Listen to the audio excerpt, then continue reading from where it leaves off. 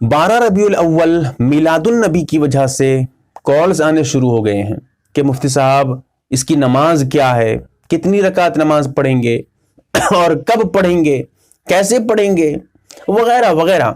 आप इस बारे में पूरी डिटेल्स में हमें बताएं।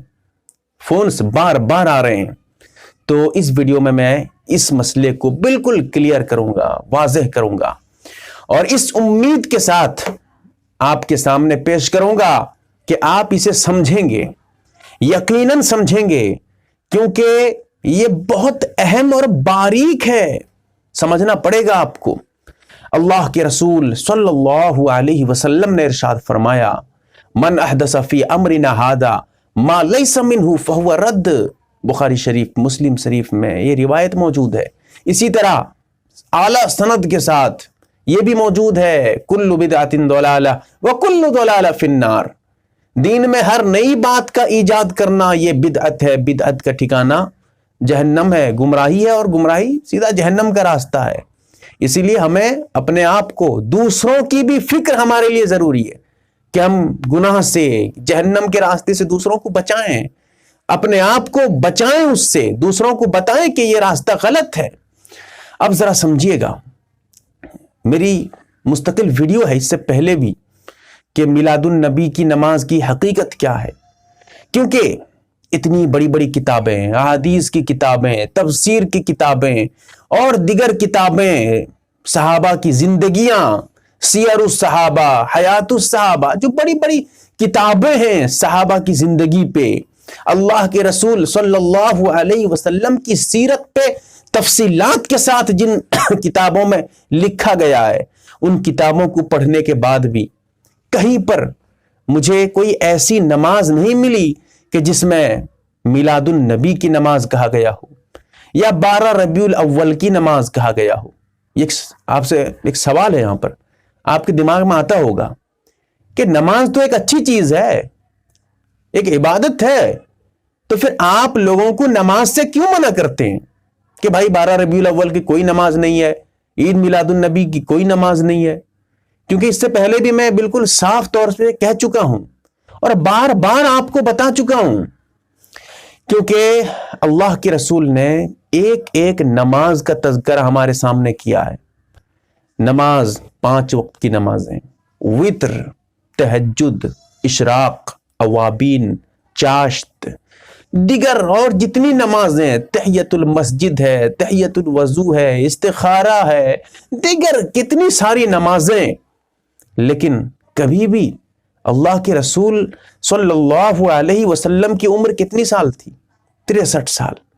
पूरी 63 साल की जिंदगी में कम से कम नबूवत मिलने के बाद 40 साल में नबूवत मिली है।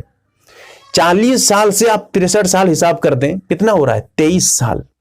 23 साल जिंदगी में 23 मरतबा तो अल्लाह के रसूल सल्लल्लाहु अलैहि वसल्लम की जिंदगी में उनकी, आप अलैहिस्सलातु वस्सलाम की पैदाइश का दिन आया था।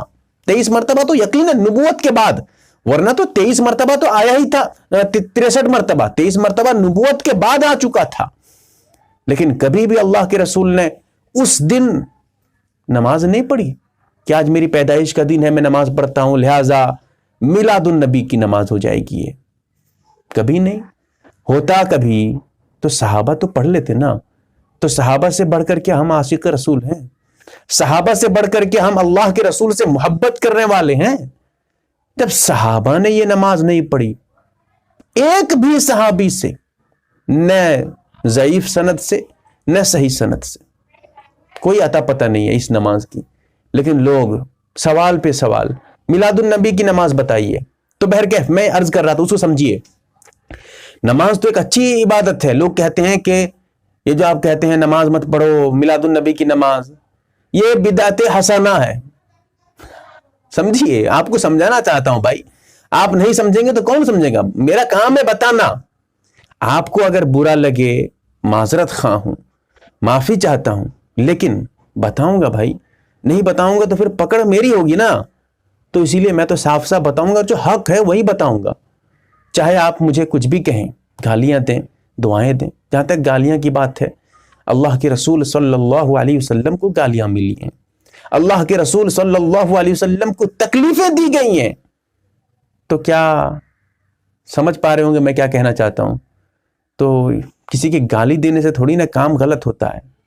تو عرض کر رہا تھا، کہتے ہیں کہ بدعت حسنہ، اچھی بدعت، اچھا کام، لہذا منع کیوں کرتے ہو؟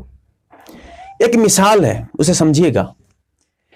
ایک رکعت میں نماز میں کتنے سجدے کرتے ہیں آپ؟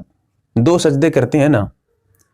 اگر آپ سے کوئی کہے کہ بھائی سجدہ تو بہت اہم عبادت، نماز میں بھی ایک اہم رکن ہے، نماز میں سب سے زیادہ قریب بندہ اس وقت اللہ سے ہوتا ہے جب سجدے کی حالت میں ہوتا ہے، اور سجدے کی حالت میں سب سے زیادہ قریب ہوتا ہے، لہذا ایک کام کرتے ہیں ہم، نماز میں 2 سجدے کی جگہ 3 سجدہ کر دیتے ہیں۔ کیا خیال ہے آپ کا؟ کیا کہیں گے آپ اس بارے میں؟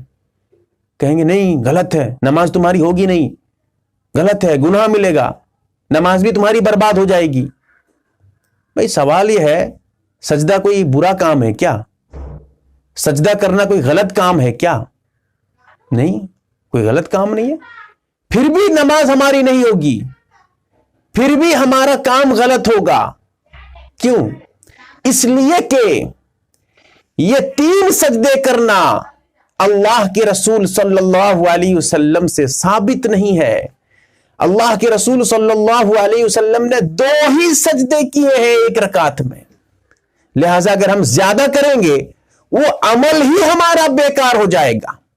اب سمجھیے، اگر ہم میلاد النبی کے نام سے کوئی نماز پڑھتے ہیں، اللہ کے رسول نے ایسی کوئی نماز نہیں پڑھی، نبوت کے بعد 23 سال تک اللہ کے رسول دنیا میں زندہ رہے اور اسلام کا پیغام عام کرتے رہے، تو پھر آپ بتائیں، جب اللہ کے رسول نے وہ نماز نہیں پڑھی، اور نماز ایک اچھی عبادت ہے، اہم عبادت ہے، ہم مانتے ہیں، لیکن اگر ہم اسے کریں گے تو کیا ہمارا وہ عمل صحیح ہوگا؟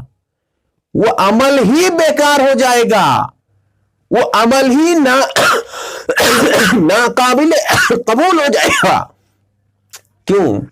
اس لیے کہ ہمارا عمل اس وقت عبادت بنتا ہے جب ہم رسول اللہ صلی اللہ علیہ وسلم کے طریقے پہ چل کر وہ عمل کریں گے، ورنہ ہمارا عمل کوئی کام کا نہیں رہے گا، بلکہ ٹھکانہ جہنم میں بن سکتا ہے۔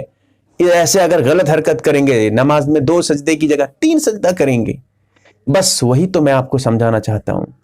نماز جتنی ساری نمازیں ہیں، تمام کی تمام نمازیں فقہا نے لکھ ڈالی ہیں، صحابہ نے پڑھ ڈالی ہیں، اللہ کے رسول نے بتا دی ہے، تو پھر ہم آج نئی نماز عید میلاد النبی کے نام سے کیوں ایجاد کر رہے ہیں؟